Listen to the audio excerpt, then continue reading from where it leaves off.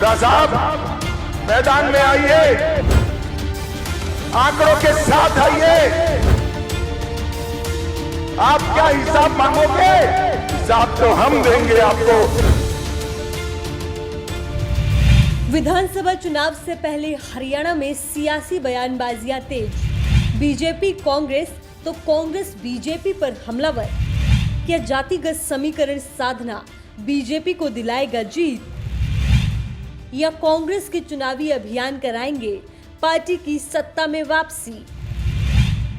क्या हुड्डा दे पाएंगे अपने 10 साल के कार्यकाल का हिसाब?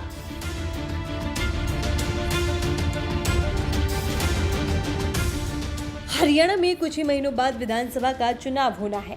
विधानसभा के चुनाव से पहले भारतीय जनता पार्टी की कोशिश है कि वह सभी जातिगत समीकरणों को साध कर चुनाव के नतीजों में अच्छा रिकॉर्ड बना पाए।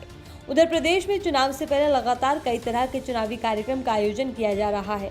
इसी कड़ी में हरियाणा के महेंद्रगढ़ में पिछड़ा वर्ग सम्मेलन का आयोजन किया गया, जिसमें केंद्रीय गृह मंत्री अमित शाह पहुंचे। अमित शाह ने मंच से एक ओर जहां हरियाणा के मुख्यमंत्री नायब सैनी की जमकर तारीफ की, तो वहीं दूसरी ओर नेता विपक्ष भूपेंद्र हुड्डा पर जमकर कटाक्ष किया। बता दें कि केंद्रीय गृह मंत्री अमित शाह ने कांग्रेस के हरियाणा मांगे हिसाब कार्यक्रम पर जोरदार प्रहार किया और कहा कि हुड्डा पहले खुद हिसाब दे। हुड्डा साहब मैदान में आइए, आंकड़ों के साथ आइए। आप क्या हिसाब मांगोगे? हिसाब तो हम देंगे आपको, और आपसे हिसाब, कांग्रेस से हिसाब हरियाणा की जनता मांगेगी, मेरे बीसी समाज के भाई मांगेंगे। दरअसल हरियाणा में चुनाव को लेकर सभी दल एक्टिव नजर आ रहे हैं। बीजेपी के कार्यकर्ता और नेता जहां जनता के बीच जा रहे हैं, तो वहीं कांग्रेस की तरफ से तरह तरह के कार्यक्रम चलाए जा रहे हैं। कांग्रेस ने हरियाणा मांगे हिसाब कार्यक्रम चलाया हुआ है, जिस पर गृह मंत्री अमित शाह ने तंज कसा। अमित शाह ने भरे मंच से नेता विपक्ष भूपेंद्र सिंह हुड्डा को खुली चुनौती दी। उन्होंने कहा, मैं बनिया हूँ, पाई पाई का हिसाब देने को तैयार हूँ। हुड्डा साहब, आप भी अपने 10 सालों का हिसाब लेकर आ जाइए। आप हमसे क्या हिसाब मांग रहे हैं? आप पहले हमें हिसाब दीजिए। चुनाव से पहले राजनीतिक दलों की सक्रियता देखते ही बन रही है।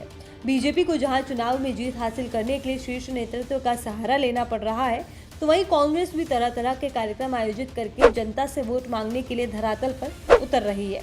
हालांकि हरियाणा में लोकसभा चुनाव के परिणाम बीजेपी और कांग्रेस दोनों के लिए ही ज्यादा अच्छे नहीं रहे।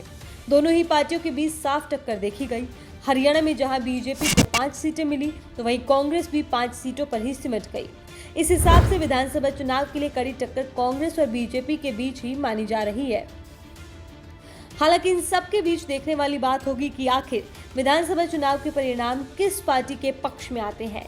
क्या बीजेपी का जातिगत समीकरण को साधना फायदेमंद साबित होता है, या फिर कांग्रेस के तरह तरह के अभियान कुछ रंग लाते हैं?